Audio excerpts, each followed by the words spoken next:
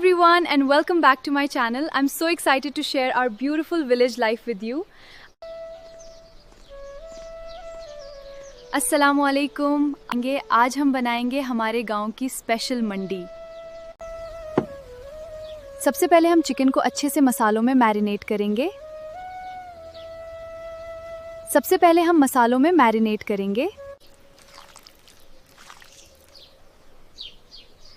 मसालों की खुशबू आ रही है। अब इसे थोड़ी देर रखते हैं।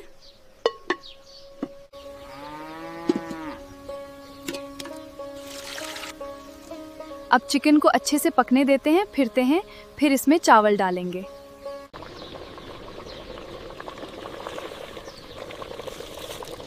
अब चावल भी डाल दिए हैं।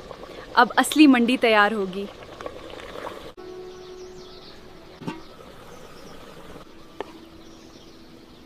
वाह, मंडी बिल्कुल तैयार हो गई।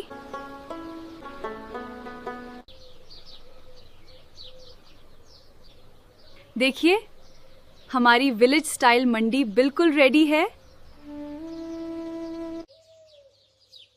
आपको हमारी मंडी कैसी लगी? कमेंट में ज़रूर बताना।